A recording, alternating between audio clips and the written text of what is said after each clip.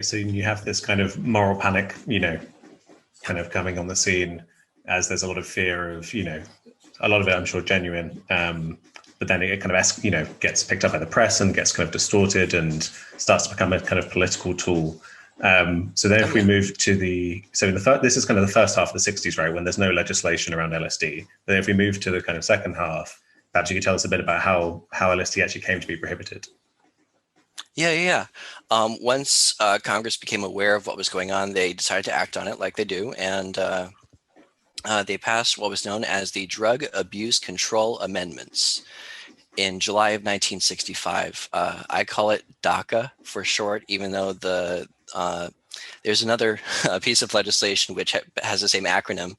I call it DACA. Anyway, that piece of legislation specifically enabled the Secretary of Health, Education, and Welfare to amend the catalog of controlled substances to include compounds which had shown evidence for, quotes, a potential for abuse because of its depressant or stimulant effect on the nervous system or its hallucinogenic effect, end quote.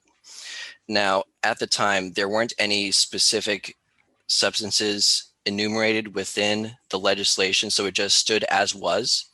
It wasn't until January of 1966, in the following year, that Dr. James Goddard was sworn in as the head of the FDA. And on his second day of the job, he published a notice in the Federal Register, which, among other things, had listed several serotonergic compounds which he had described as hallucinogens. And following that,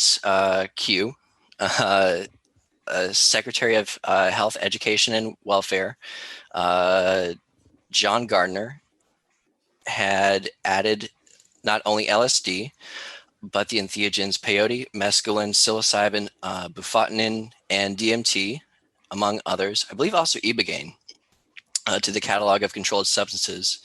And that specific amendment to the legislation would go in effect in mid-May of 1966, while smoking-related and alcohol-related deaths were on the rise, unfortunately. But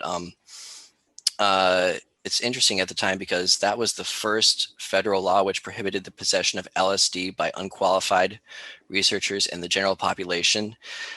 At the time, though, it's interesting because there wasn't really any teeth to the legislation. There was actually a provision within the legislation which allowed people to possess the substance for, I think the phrase was personal use, but the way that it was utilized was that if, let's say, a police officer were to find somebody who had possessed LSD that wasn't being used for legitimate research purposes, they could seize it, but they wouldn't charge them with a crime. So it still prohibited the possession, but it didn't criminalize the possession.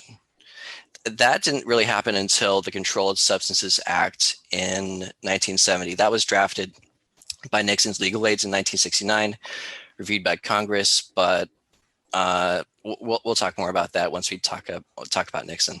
Yeah.